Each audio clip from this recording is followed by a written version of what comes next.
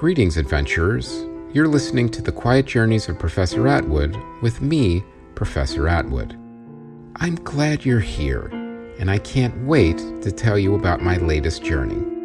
Don't worry, it's a safe space. I'll handle all the danger for you. I designed these stories to help you relax, chill anxiety, and go to sleep.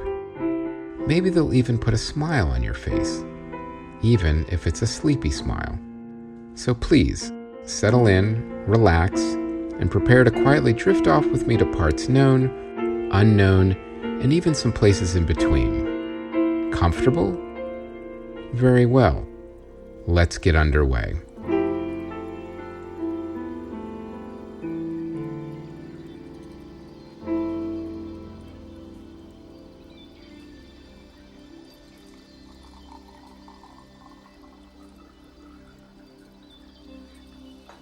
Good evening, adventurers. I hope you're doing well. I also hope you're all cozy and settled in because tonight I'm going to tell you about our NASA debrief, saying goodbye to the crew, and spending more time with my son, who I never really see enough of. And I ended up having a surprise visitor who I'll tell you about as well. But I will say this. It was fantastic to be home, sleeping in my own bed, on my own planet. It was quite an adventure, going to Mars and solving multiple related Mars mysteries. I wondered how my friend Tom the Futurist was doing, and if he was still on Mars, supervising the amusement park, or if he went back home. Now, I know he likes to travel, both through distance and through time, and he was always on the go. Where would he go after Mars? I mean, I do ask him that every time I see him, but he never tells me. And he says it's because of polluting the time stream and the butterfly effect, and then he'll sometimes go on and on about all of the causality consequences, etc., etc. But he always presents these excuses with a smile, so I really think he just likes being cryptic as it amuses him. Fair enough. And I will tell you all about our NASA debrief, saying goodbye to my space crew, and getting an unexpected visitor in a moment. But first, I want to tell you about something new you may have noticed in the podcast show High Speed System feed. That's right, we've added Professor Atwood's Sleepscapes, at my request, of course, to give you more adventures per month. These sleepscapes are pulled directly from my adventures with all the music and sounds we collect on our journeys. We then remaster them and make them longer so you can create your own adventure in your mind as you settle in and drift off to sleep. So I guess you're welcome. All right then, let's get back to the story. It was a bright and sunny day, and I woke up with a large smile on my face, again happy to be home, happy to have my son home with me, and happy that the mission had completed successfully. But first things first, it was time for breakfast. I had worked up an appetite in space, and we were both ready for a hearty breakfast. Patrick insisted on cooking, and I was fine with that, as he was an excellent cook. At first, I suggested that we eat light because we knew Janet was bringing scones, and Patrick just laughed and said, "There's always room for scones," and then started cracking some eggs. I could not fault his hypothesis.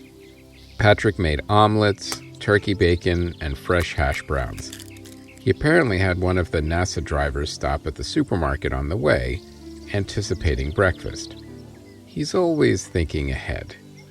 And of course, breakfast was delicious, and I wondered if I would have room for a scone later.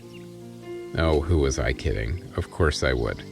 Everything was delicious, and I think Patrick could have given chefs Jillian or Beverly a run for their money. Patrick then looked at me with a twinkle in his eye and said we'd be getting another visitor after the NASA debrief. He wouldn't tell me who, though. He wanted it to be a surprise. I mean, I like surprises. I will say I seem to get enough of them, with my work, but that's okay. What was one more? Well, as long as it wasn't like that time in Africa when we found a hidden city under the sand. That came with a surprise we didn't need. After excavating a sand-covered entrance to the city, we soon realized none of the booby traps had been disabled, as one of our careless scholars fell into a scorpion pit. Of course, he did so after saying, "This hidden city has been abandoned for centuries. There's no way the traps still work." Scholars. We rescued him within about 20 minutes after finding a hidden door release. Admittedly, he was lucky. The pit scorpions had abandoned the city along with the residents centuries ago. Anyway, I suppose I would have to wait a little bit longer for the surprise guest. We finished breakfast and were talking about the mission when the doorbell rang. It was most likely NASA. They were always punctual and eager to get on with mission debriefs. I opened the door and it looked like everyone had arrived at once. My crew, Janet the mission specialist, the NASA top brass, and of course my assistant Bradley, who smiled and held hands with Dolores, his girlfriend/security officer/mercenary. I'm sure they were eager to get this debrief over with and get on with their Niagara Falls vacation. I think a quiet vacation would be good for both of them, for sure.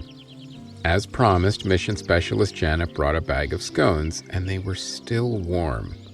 I welcomed everyone into my home lab and brought everyone into Site D, the library, as it was the most comfortable place for a medium-sized group of people. As everyone was seated, Janet offered everyone scones, and I dug into a lemon poppy seed one.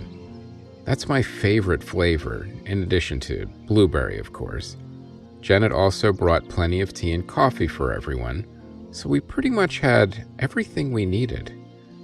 Now, some people say that scones are just hard, dry muffins, and okay, that's not entirely unfair, but it's not completely accurate either. Scones are a thing all their own, and once you add a piping hot tea into the mix, you've got something pretty special, like chocolate and peanut butter. You see, a scone is a traditional British baked good popular in the United Kingdom and Ireland. It is usually made of either wheat flour or oatmeal, with baking powder as a leavening agent, and baked on sheet pans. A scone is often slightly sweetened and occasionally glazed with an egg wash. The scone is a basic component of cream tea. It differs from tea cakes and other types of sweets that are made from yeast. Scones were chosen as the Republic of Ireland representative for Café Europe during the Austrian presidency of the European Union in 2006, while the United Kingdom chose shortbread. The Oxford English Dictionary reports that the first mention of the word was in 1513. The origin of the word scone is obscure and may derive from different sources. That is, the classic Scottish scone, the Dutch schoenbrood, very similar to the drop scone, and possibly other similarly named quickbreads may have made their way onto the British tea table, where their similar names merged into one. Thus, scone may derive from the Middle Dutch schoenbrood, which means fine white bread, from schoon, which means pure and clean, and brood, bread, or it may even derive from the Scots Gaelic term scone, meaning a shapeless mass or large mouthful. The Middle Low German term Scone, meaning fine bread, may also have played a role in the origination of this word. If the explanation put forward by Sheila McNiven Cameron is true, the word may also be based on the town of Scone in Scotland, the ancient capital of the country, where Scottish monarchs were crowned, and on whose stone of Scone the monarchs of the United Kingdom are still crowned today. Well, you know what they say, a scone by any other name is, well, still dry and needs tea. Anyway, when baking powder became available to the masses, scones began to be the oven-baked, well-leavened items we know today. Modern scones are widely available in British bakeries, grocery stores, and supermarkets. A 2005 market report estimated the UK scone market to be worth £64 million, showing a 9% increase over the previous 5 years. The increase is partly due to an increasing consumer preference for impulse and convenience foods. Scones sold commercially are usually round, although some brands are hexagonal, as this shape may be tessellated for space efficiency. When prepared at home, They may take various shapes, including triangles, rounds, and squares. The most popular shape here seems to be triangles, but I'm certainly not against any of the other shapes, that's for sure. Baking scones at home is often closely tied to heritage baking. They tend to be made using family recipes rather than recipe books, since it is often a family member who holds the best and most treasured recipe. Interestingly, in 2023, a West London woman completed a decade-long project to sample a scone at every National Trust location, which was 244 sites across England, Wales, and Northern Ireland. Now, that's dedication, if not perhaps also a little eccentric. She gained bragging rights, along with 20 pounds and type 2 diabetes. British scones are often lightly sweetened, but may also be savory. They frequently include raisins, currants, cheese, or dates. And to be honest, not my cup of tea, so to speak. As I've said before, I've never seen anyone eat a currant scone and enjoy it.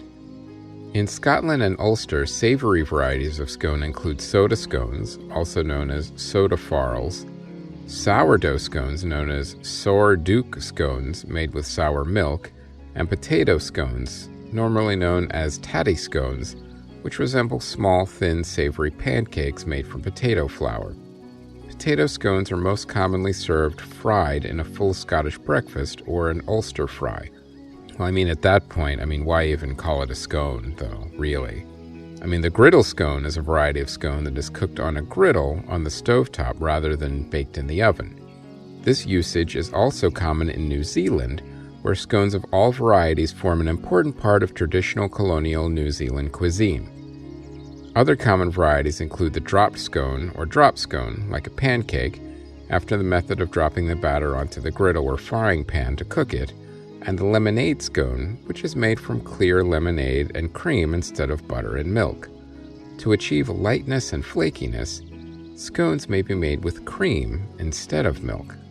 In some countries, one may also encounter savory varieties of scone that may contain or be topped with combinations of cheese, onion, bacon, etc. But, I'm partial to the sweet ones, as I've said before. Now, scones can be presented with various toppings and condiments, typically butter, jam, and cream. Strawberries are also sometimes used. Clotted cream and jam are traditional, and for very good reason. Clotted cream is somewhere in between cream, cheese, and butter as far as taste goes, and it pairs nicely with scones. Top it with jam, and after that, you're in British breakfast heaven, that's for sure. Anyway, everyone enjoyed their scones, and it was time to get down to business. First up was the NASA Debrief, and it was a bit of a lengthy affair. The top brass wanted to know every detail, and while Janet had filled them in already, they wanted to hear all of our perspectives as well. Well, I started from the beginning and mentioned everything. I started with the storm that almost delayed our launch, and the NASA brass told me I could skip that part and start right at the Mars landing. I told them about our first encounter with the sentient meteor swarm, and how it had prevented the John Carter from landing. I then went into how we used a feint maneuver to deal with the sentient meteor swarm, allowing the John Carter to land. I told them about reuniting with my son, and Patrick smiled. I told them about the warm welcome we all received from the Martian royalty, King Targon and Queen Melanidia. I was asked a lot of questions about Tom the Futurist and his future plans. I thought they were making a joke, but they were serious. I explained to them that time travelers, especially futurist time travelers, kept their plans very close to the vest, as it were, and I don't think we'd be getting anything out of him anytime soon. But they were definitely interested in how he got stuck in and out of time, and how we got him out by building a portable tachyon field generator on the surface of Mars in the middle of an amusement park. And that's when they all leaned in and asked about the amusement park. I first thought they were interested in the high-tech updated take on classic rides, like how the log flume went back in time to actually go through a lumber mill from the 1800s as part of the ride. But interestingly, no, that was not what they were most interested in. They were most interested in how the terraforming agreement was going to play out, and in the future because one of the benefits from the deal was Tom the Futurist sending back a theme park for the Martians to use now while terraforming was starting. Now, as you remember, the Martians lived underground, so terraforming the surface wasn't as big a deal to them, and they were quite open to it. I myself was not privy to all the details of the agreement, but I got the impression that that had been covered extensively during Janet's debrief. But they asked me another interesting question about how I personally felt about terraforming Mars and did I see any potential issues with it. Well, I paused for a moment, mostly because it was an absolutely ridiculous question. Terraforming Mars has about 10,000 variables, even with the Martians' cooperation and help. Now, admittedly, that was the first hurdle, and it was passed. Like I said, the Martians were willing to make a deal since they lived underground anyway. But it would take anywhere from a few hundred years on up to terraform Mars, and that's being optimistic. I mean, you had to fill in oceans, raise the temperature, solve the magnetic field problem so the atmosphere didn't drift off into space, etc., and I could go on forever. But I did mention this. If Tom the Futurist sent an amusement park back in time for the Martians to use now, clearly in the future, things had worked out. Just how far into the future, Tom would not say, but overall, it looked like things went pretty positively. I mean, no one gets a Martian amusement park as a consolation prize. The polite but firm grilling continued, and I even had to show them my Martian Rubik's Cube, a gift from King Targon. I suppose they were checking it for hidden technology and spy cameras and microphones and the like, which was absurd as well. The Martian technology was well beyond our own, and they certainly had no need to monitor us. But you know how government agencies are. Paranoia comes with the job. I then went on to answer questions about our unexpected stop at the International Space Station. We had answered a distress call as the station had been overrun with giant tardigrades. I went over how the tardigrades had incorporated astronaut ice cream into their DNA, thanks to the carelessness of Professor Andrews, and how we used a makeshift food dehydrator to sort everything out. They thanked me and my crew for my quick thinking and for saving the station. But you know, government brass are always stone-faced, and I think the thank you was forced a bit from Janet, our mission specialist, and I began to wonder just how high up Janet's rank actually was. After more questions, more grilling, and more government eyeballing, I told them I needed a tea break. And I somehow managed to polish off yet another scone in the process, too. They were delicious, but I'd be feeling those insidious carb bombs later, I was sure. Anyway, after my tea and scone break, we were wrapping up, as was the rest of the crew, when they were finishing up their debriefs as well. As mission leader, most of the questions fell to me, but there were a few for Flight Commander Barry and Flight Engineer Kara as well, regarding my patented spinning gravity hull that detached into wings during landing, but that had nothing to do with the mission. I think they were just curious. The last questions they asked me were about the sentient meteor swarm, and if it was something we had to worry about in the future. I honestly said I didn't think so, as the point of being sentient is that you're not worried about a lot of the little things anymore. Well, at least in theory. I think the sentient meteor swarm was indeed coming to the realization of just how vast the universe is, and it was most likely on its way to see as much of it as it could. So no, I didn't think we had anything to worry about.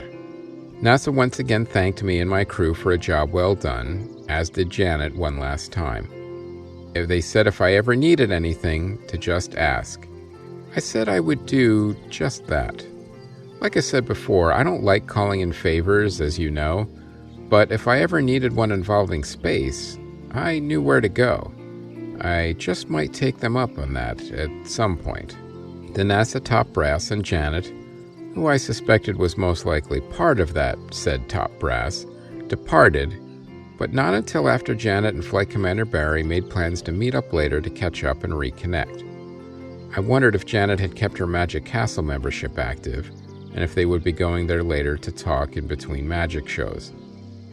I took a deep breath and enjoyed a moment in my library. Now that the NASA brass had left and mission specialist Janet with them, I just had to do my exit interviews with the crew. I started with Dolores, as I knew her and Bradley were eager to get on with their vacation to Niagara Falls, and they still had some planning and packing to do. I mean, what could I say to Dolores? She did a stellar job as always, and I congratulated her on overcoming her astrophobia. She said it was a pleasure keeping us all safe, both on the planet and off, and she never thought she'd find love in the process.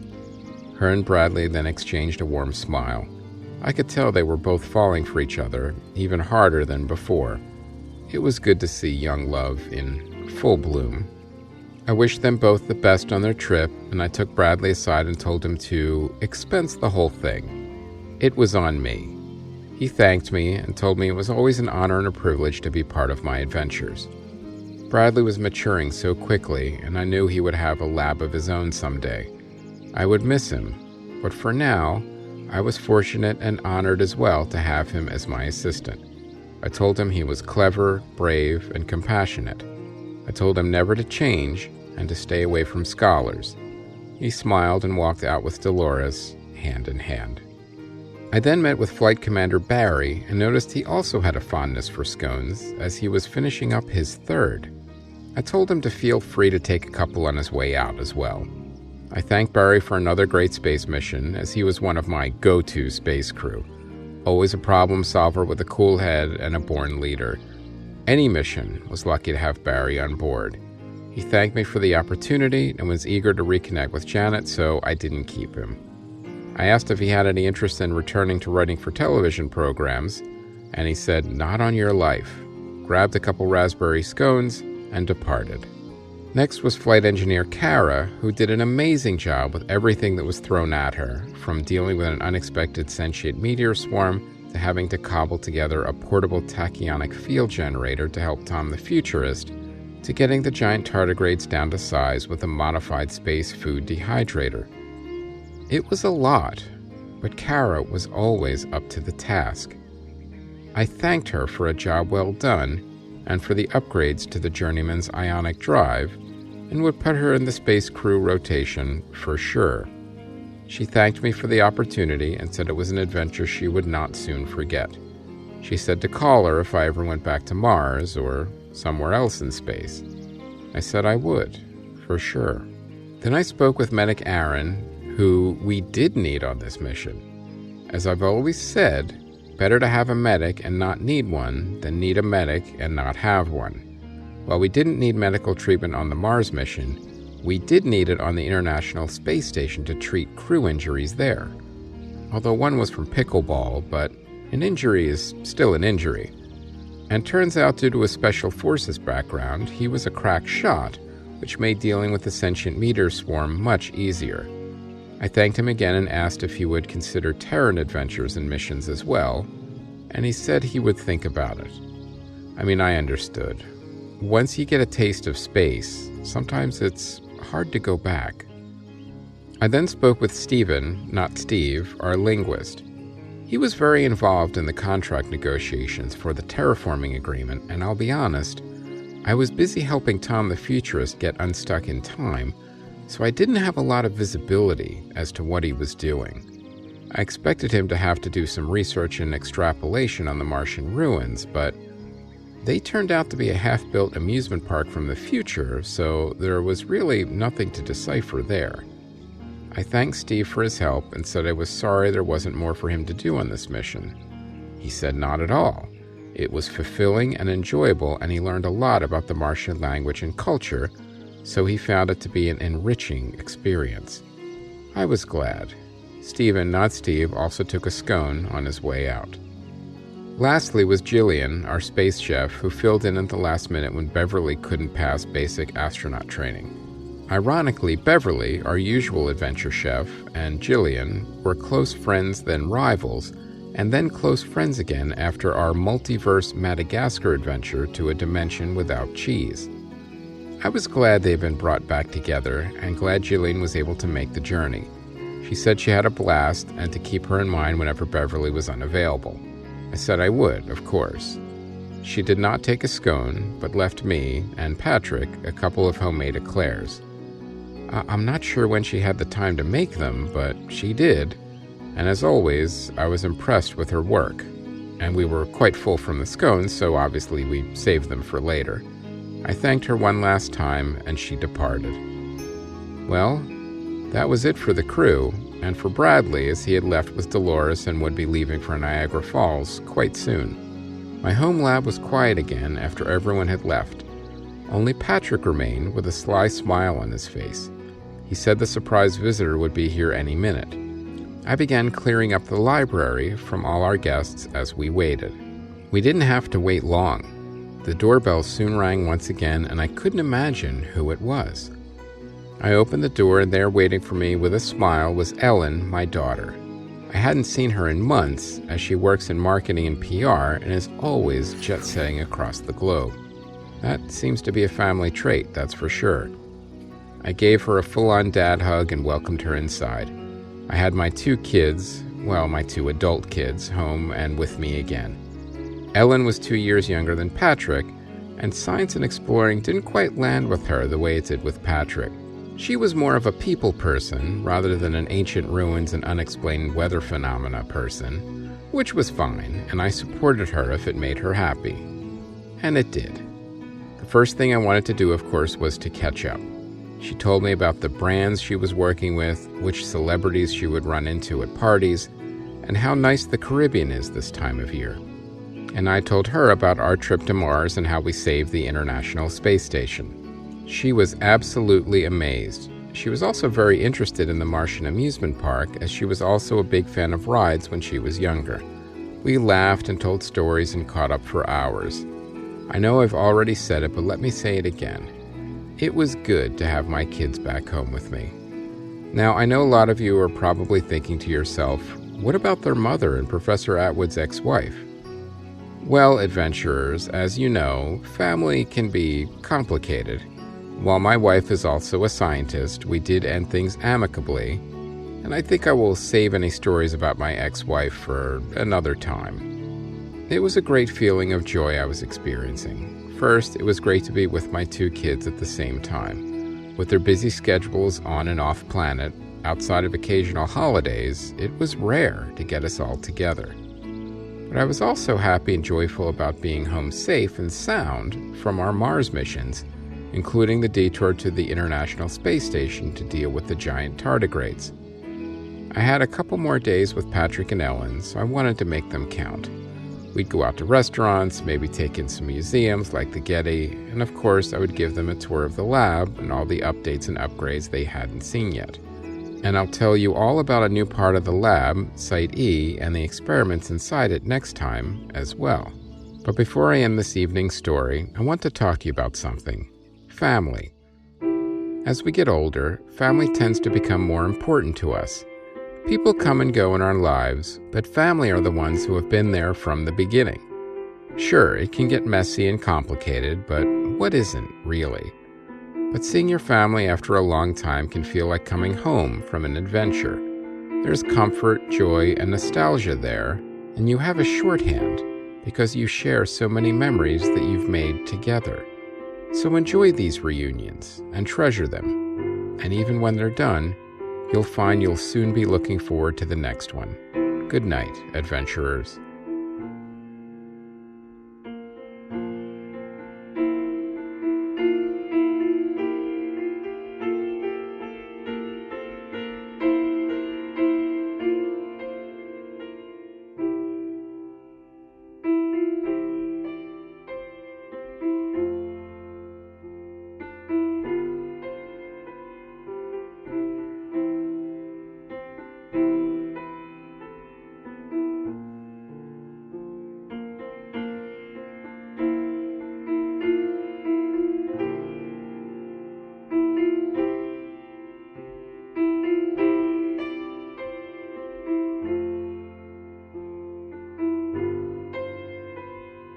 The Quiet Journeys of Professor Atwood was created, written, and performed by Chris Mancini and produced by White Cat Entertainment. It is a work of fiction. Maybe. Music and sound design by Ron Tansky at rontanskymusic.com. For more info and merchandise, including t-shirts, mugs, and blankets, go to whitecatentertainment.com.